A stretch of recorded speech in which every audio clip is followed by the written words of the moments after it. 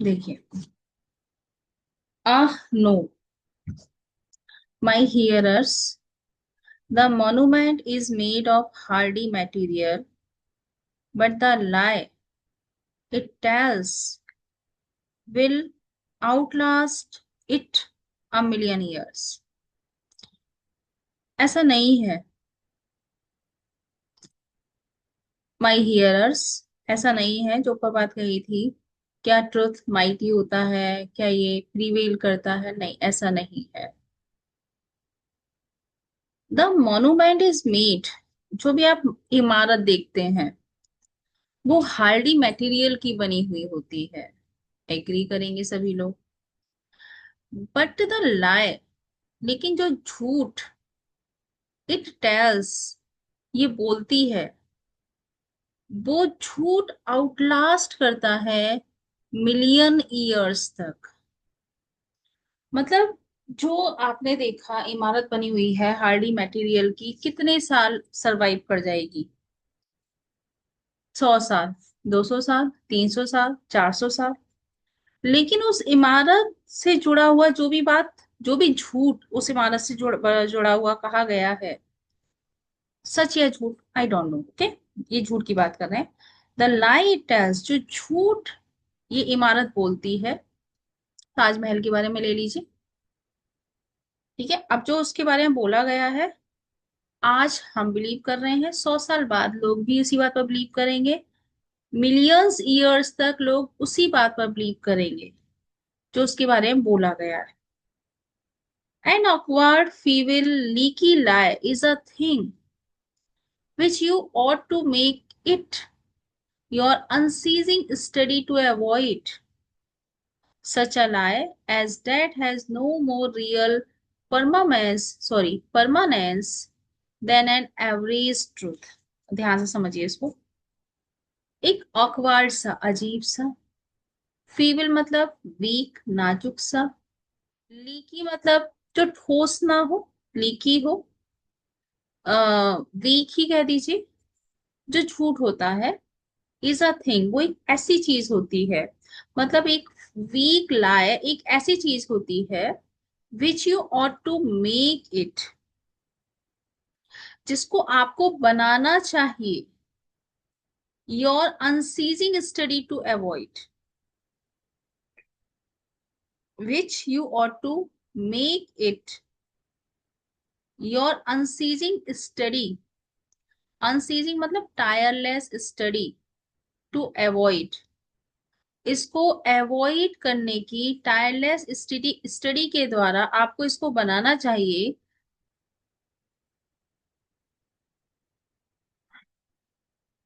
सच अ lie, ऐसा lie as that has no more real permanence, ऐसे lie का कोई रियल परमानेंस नहीं होता, then an average truth, average truth के मुकाबले। Well, you might as well tell the truth at once, क्योंकि आप सच एक बार में बोल सकते हैं और फिर टर्न हो गया। एक फीबल स्टूपिड प्रीपोस्टरस लाए जो होता है, वो 2 साल से ज्यादा नहीं चलेगा, except it we slander upon somebody. It is indestructible, then of course, but that is no merit of yours.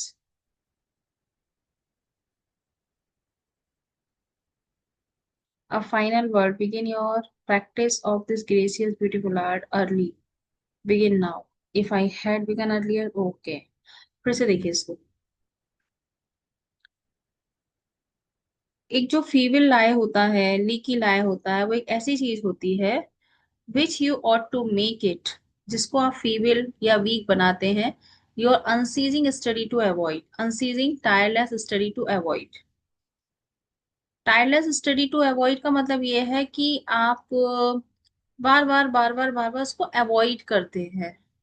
Means आपने एक झूठ तो बोल दिया, अब उस झूठ को आप बार बार दोहराना नहीं चाह रहे हैं, उस झूठ के बारे में बार बार डिटेलिंग देना नहीं चाह रहे हैं, उसको अवॉइड कर रहे हैं। तो ऐसा झूठ जो होता है ना, वीक होता है।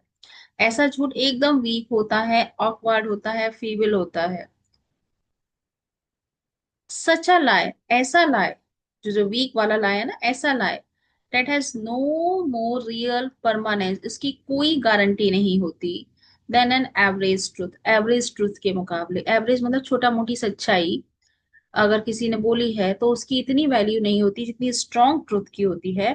ठीक वैसे ही अगर आपने कोई झूठ बोला है और उस झूठ को बार बार आप अवॉइड कर रहे हैं, उसके बारे में बार बार बात करने से डर रहे हैं, बच रहे हैं, तो वो झूठ एक वीक या थिन झूठ हो जाता है।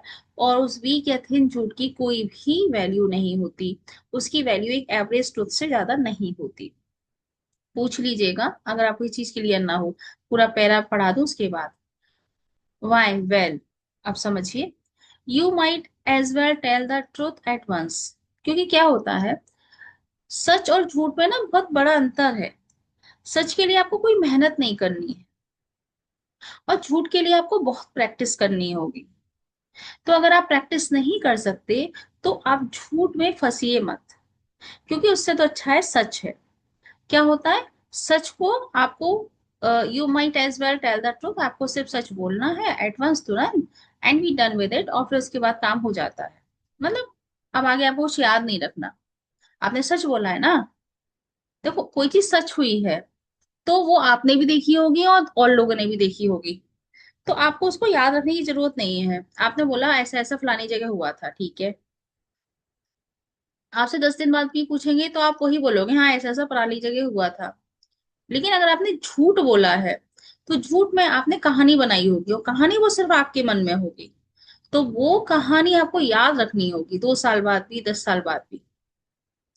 और अगर आप वो कहानी याद नहीं रख पा रहे हैं, मीन्स आप पकड़े जा रहे हैं।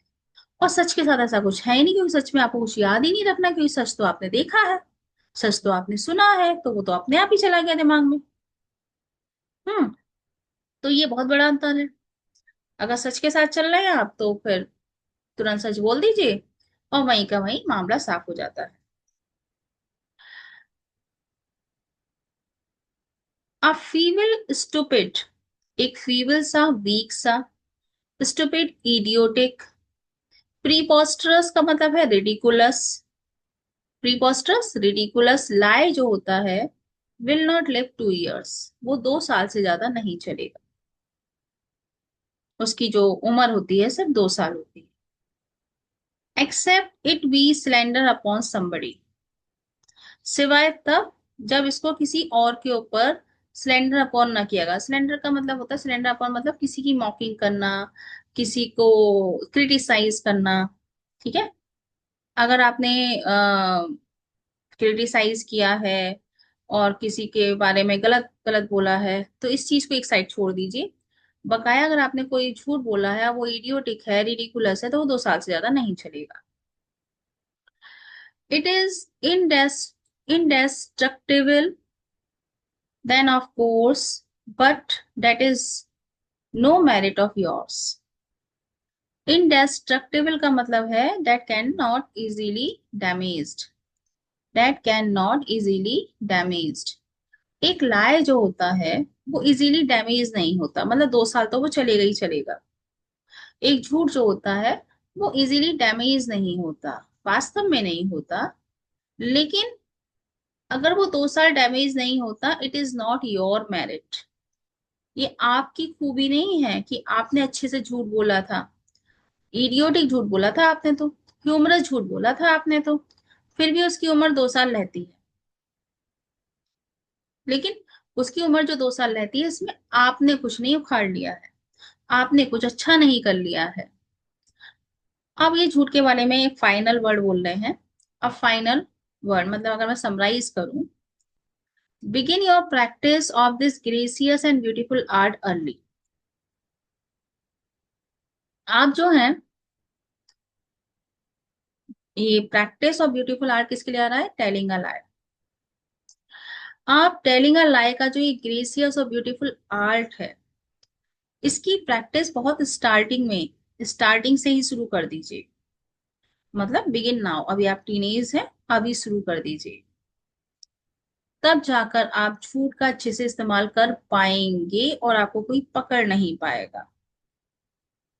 If I had begun earlier, Twain कह रहे हैं कि अगर मैंने इसकी प्रैक्टिस पहले ही शुरू कर दी होती, अभी तो मैं एकदम एज है मेरी, अगर मैंने पहले शुरू कर दी होती, I could have learn how, तो मैं सीख पाता कि झूठ कैसे बोलते हैं। अभी मुझे नहीं आता, है ना। ये सारा जितना कल से आज तक चल रहा था, ये लाई के बारे में चल रहा था। ठीक है। अब नेक्स्ट एडवाइस क्या दे रहे हैं। Never handle fire arms carelessly. अभी हम इंडियन लोगों के लिए नहीं है। हम लोग फायर आर्म्स, वायलेंस, बंदूक वगैरह अपने साथ नहीं रखते हैं, गन वगैरह अपने साथ नहीं रखते हैं। अमेरिका में अलाउ है लाइसेंस के साथ गन साथ में रखना। ठीक है। यहाँ भी है, लेकिन यहाँ इतना चलन नहीं है ना, कोई नहीं रखता अपने साथ। हम्म। घर में रहती है वहां गन, अलमीरा में रखी होगी, ऐसे करके। तो भाई, never handle fire arms carelessly. Fire arms को केयरलेसली कभी हैंडल ना करें। गन्स को केयरलेसली यूज ना करें कि भाई घर का खिलौना है ये। The sorrow and suffering that have been caused through the innocent but heedless handling of firearms by the young.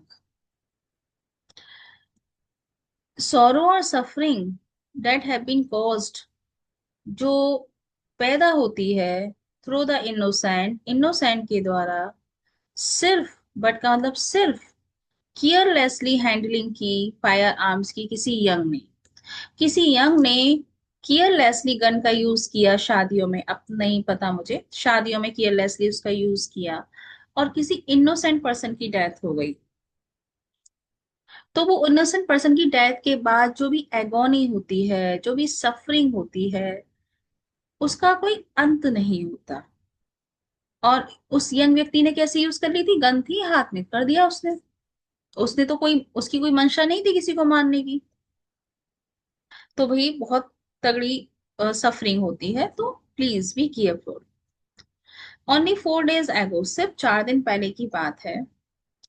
Right in the next farmhouse to the one, एक व्यक्ति के फार्म हाउस, बिल्कुल राइट इन, बिल्कुल हमारे right side में एक व्यक्ति के फार्म हाउस में, where I am spending the summer, जहां मैं अपनी गर्मियां गुजार रहा हूँ। A grandmother, old and grey and sweet, one of the loveliest spirits in the land, was sitting at her work. एक ग्रैंड मदर जो बूढ़ी, बाल सफेद हो चुके हैं, स्वीट सी, और देखा जाए तो लैंड पर जितने भी लवलीएस्ट स्पिरिट्स है उसमें से एक, बहुत अच्छी, गुड नेचर्ड, वो बैठी हुई थी, अपना काम कर रही थी।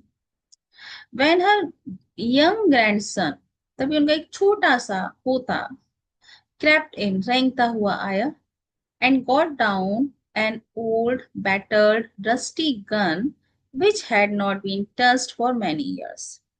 और उसने निकाल ली एक पुरानी सी, डैमेज्ड सी, जंग लगी हुई गन, जिसको कई सालों से टच नहीं किया गया था, and was supposed not to be loaded, और ऐसा सोचा गया था घर वालों के द्वारा कि ये लोडेड नहीं थी। और उसने वो गन निकालकर पॉइंटेड कर दी दादी माँ के ऊपर। बच्चे यही करते हैं। लाफिंग, हंसने लगा, थ्रेटनिंग टू शूट, और धमकी देने लगा, मार दूंगा मैं। In her fright she ran screaming and pleading toward the door on the other side of the room. In her fright, डर, डर की वजह से दादी माँ जो थी वो चीखने लगी, रिक्वेस्ट करने लगी, डोर की तरफ भागने लगी, रूम के other side. But as she passed him, he placed the gun almost against her very breast and pulled the trigger. लेकिन जैसे ही वो वहां से गुजरी, उसने जो है वो गन जो है बिल्कुल प्लेस कर दी दादी माँ के ब्रेस्ट पर, और ट्रिगर को पुल कर दिया। He had supposed it was not loaded. बच्चे को ये लग रहा था कि गन लोडेड नहीं थी। बच्चे को क्या लग रहा था, गन लोडेड नहीं है, मैं दादी माँ को डरा रहा हूँ तो दादी ना किसी किसी कैसे भाग रही है, बच्चे को ये लगा। And he was right. और बच्चा सही था, गन लोडेड नहीं थी। इट वाजंट, गन लोडेड नहीं थी। ये बार बार क्यों कह रहे हैं? अगर लोडेड होती तो, और बच्चे को सिर्फ ये लग रहा होता लोडेड नहीं थी, और लोडेड होती तो दादी माँ आज बचती नहीं। तो handle guns, firearms carefully, not carelessly, so there wasn't any harm done. इसलिए जो आपने भी कहानी सुनी, उस कहानी में कुछ भी दुर्घटना नहीं हुई। It is the only case of that kind I ever heard of. ये सिर्फ एक ही केस है इस तरह का जो मैंने कभी सुना। Therefore, just the same, don't you meddle with old unloaded firearms. इसीलिए ठीक वैसे ही, डोंट यू मेडल विद, आप भी कभी मेडल विद मत कीजिएगा, इंटरफियर मत कीजिएगा, पुरानी अनलोडेड फायर आर्म्स, मतलब उनके साथ खेल खिलवाड़ मत कीजिएगा। ये है मेडल विद का मीनिंग। जस्ट अ मिनट, चार्ज करता हूँ।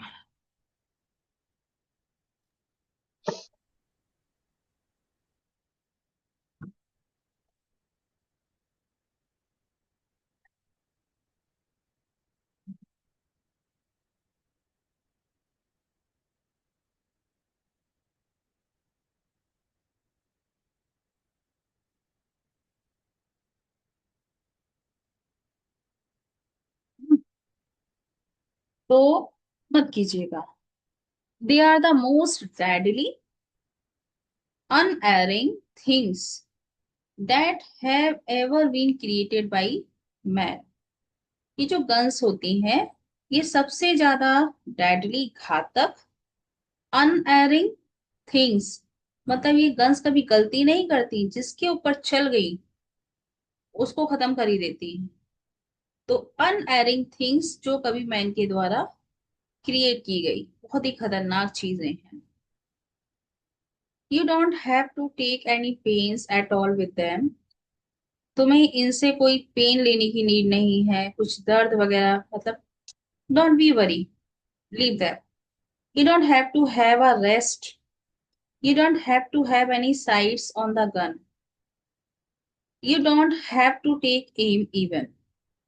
अगर आपके यहाँ पर गन है, you don't have to take any pains at all with them, तो कोई जरूरत नहीं है उन्हें बार बार निकाल कर देखें, घर के इधर उधर रखें, पड़े रहने जहां। You don't have to have a rest, आपको ऐसा कुछ नहीं है कि खाली समय में निकाल कर उनको निहारें। ठीक है, मतलब जो ऊपर बात कही गई ना, डेडली और अनएयरिंग, इस तरह से घर में रखें इन चीजों को, उसको लग्जरी की तरह निकाल निकाल कर देखने की जरूरत नहीं है। You don't have to have any sights on the gun, आपको एक सीन की तरह, पिक्चर की तरह गन में, गन को घर में लगाने की जरूरत नहीं है। Any sights on the gun, मतलब गन के लिए आपको कहीं भी, जैसे जहां यहाँ या पिक्चर लगा दी, इसे लगाने की जरूरत नहीं है। You don't have to take aim, और उससे एम लेने की तो बिल्कुल जरूरत नहीं है, उठाकर किसी पर निशाना करने की बिल्कुल जरूरत नहीं है। नो, ये अमेरिकन स्टूडेंट्स को समझाया जा रहा है। ठीक है, उनकी हैबिट होती है कि देखो आज किस टाइप की गन है मेरे यहाँ पर, ये बड़ी कार का दिखावा कर लिया या स्कूटी का दिखावा कर लिया, करते हैं ना बच्चे, ऐसी गन का होता है वहां पर, कोई जरूरत नहीं है करने की। No, you just pick out a relative and bang away and you are sure to get him. बिल्कुल जरूरत नहीं है कि आप एक रिलेटिव को सब के बीच में से थ्रेटन करें और उसको बैंक अवे करें। बैंक अवे का मतलब force him to go, run. ठीक है, and you are sure to get him, और फिर उसके पीछे पीछे भागें कि श्योरली तुम उसको निशाना तान ही लोगे, मतलब मजाक मजाक में करते हैं ना, no need. A youth who can't hit a cathedral at 30 yards with a Gatling gun in 3/4 of an hour can take up an old empty musket and bang his grandmother every time at 100। इस line का meaning आप लोग बताइए, पढ़ लीजिए। जिस जिस भी वर्ड का मीनिंग नहीं आ रहा है पूछिए और बताइए मुझे क्या मीनिंग होगा इस लाइन। एक जनरल सी कहावत है ये।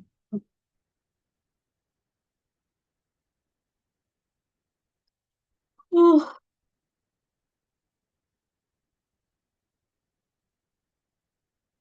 बोलिए।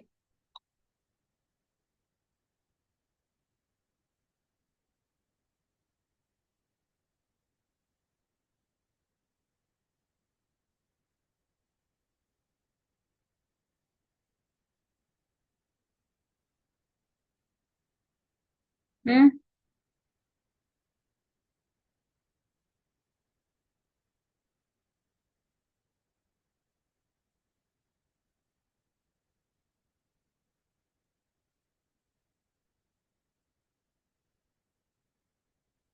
कैथेड्रल का मतलब चर्च होता है।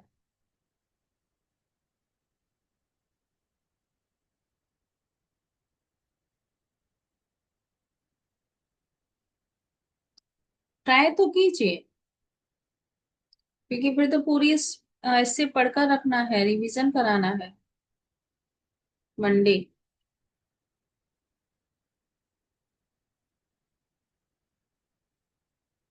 मस्केट का मतलब ओल्ड गन, पुरानी बंदूक।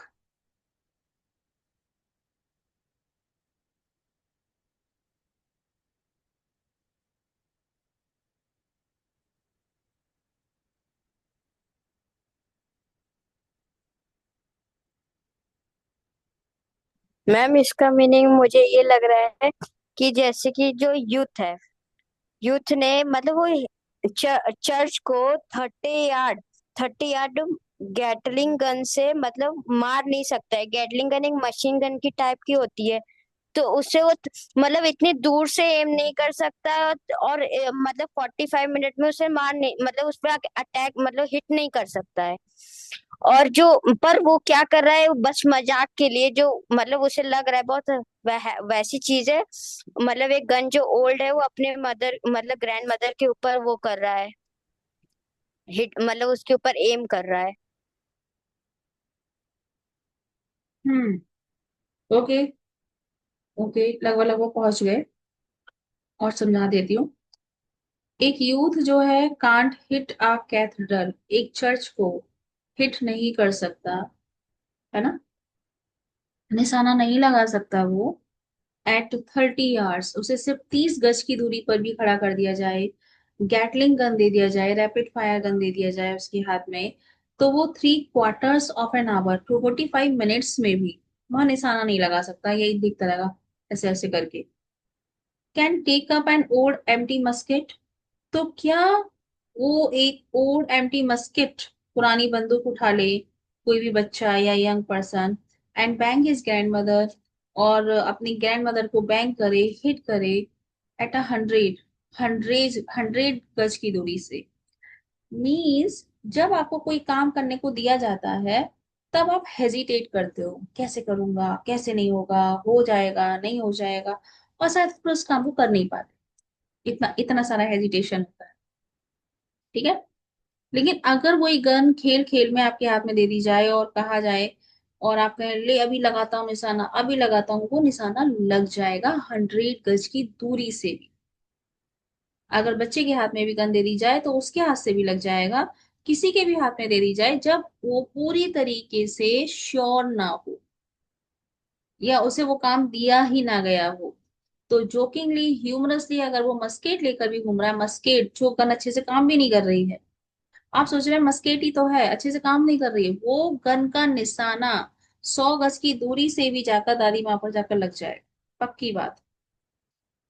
मीन्स जब आप किसी काम को एक प्रोफेशन की तरह, एक ऑक्यूपेशन की तरह लेकर चलते हैं, तो आप बहुत सोचते हैं, तब जाकर उस काम को अंजाम देते हैं। लेकिन अगर आप खेल खेल में कोई काम कर रहे हैं, तो शायद आप परफेक्टली उस काम को कर जाते हैं, या जोकिंगली किसी काम को कर रहे हैं और आपका एम उस काम को करने का बिल्कुल नहीं है, वो सीधे निशाने पे जाकर लग जाए, अननोइंगली। तो क्यों करें ऐसा? क्यों सोचें कि मस्किट है कुछ नहीं होगा, ये है कुछ नहीं होगा, क्यों? थिंक, सोच कर देखो। What Waterloo would have been if, सोचो वाटरलू क्या होता। वाटरलू जानते हैं आप सब लोग?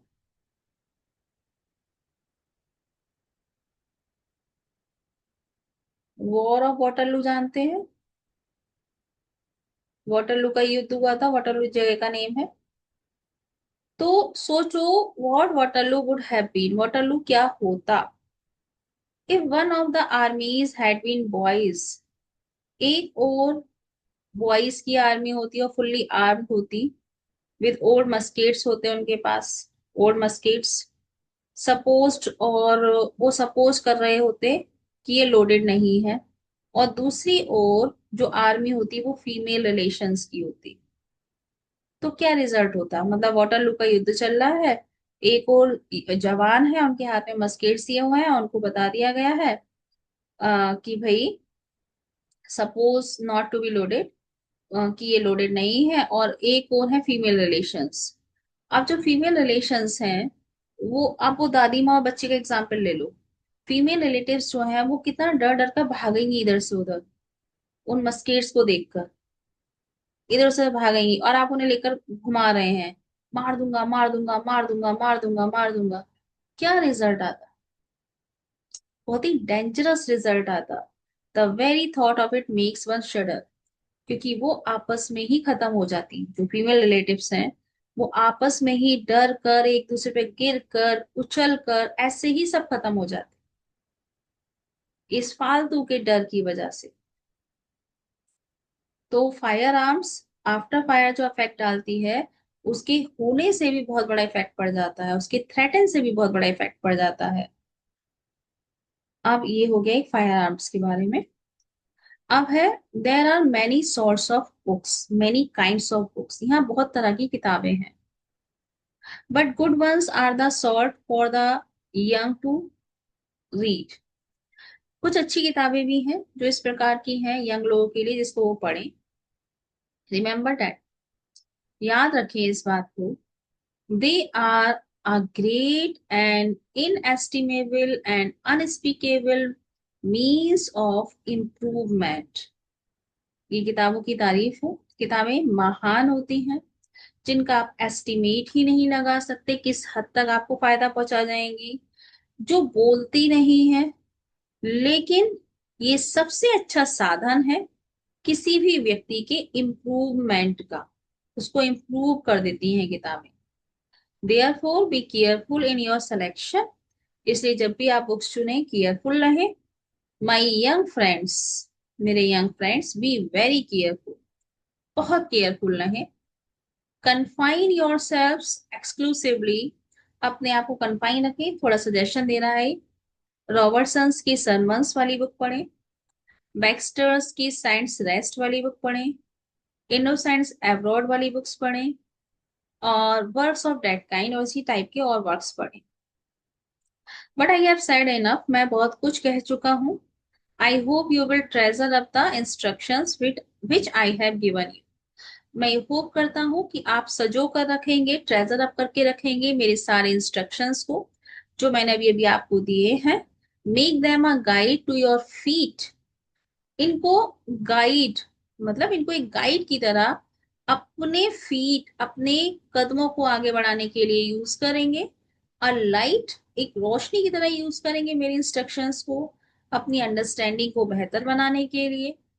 बिल्ड योर कैरेक्टर थॉटफुल्ली, अपने कैरेक्टर को सोच समझकर बिल्ड कीजिए। पेनस्टेकिंगली अपॉन दीज प्रीसेप्ट्स, प्रीसेप्ट्स मैंने जो रूल्स बताए हैं, इंस्ट्रक्शंस बताए हैं, इनको पेन स्टेकिंगली, पेन भले ही होगा, दर्द भले ही होगा, लेबर जरूर करनी पड़ेगी, करिए, फॉलो कीजिए। एंड बाई, और फिर slowly slowly, when you have got it build, जब आपका कैरेक्टर बिल्ड हो जाएगा, यू विल बी सरप्राइज्ड, आप सरप्राइज्ड होंगे एंड ग्रेटिफाइड, और खुद ही खुद अंदर गर्व महसूस करेंगे टू सी, ये देखकर, how nicely and sharply it resembles everybody else, कि कितना ये जो मेरे इंस्ट्रक्शंस हैं कितनी खूबसूरती से और कितनी शार्प वे में ये रिजेंबल्स करते हैं, रिफ्लेक्ट करते हैं हर किसी की पर्सनैलिटी में। जो जो बातें मैंने बताई, उसको अगर उस तरीके से फॉलो करेंगे तो बाद में आपको बड़ा प्राउड फील होगा कि कितने अच्छे से ये रिफ्लेक्ट करते हैं हर किसी की पर्सनैलिटी। ओके।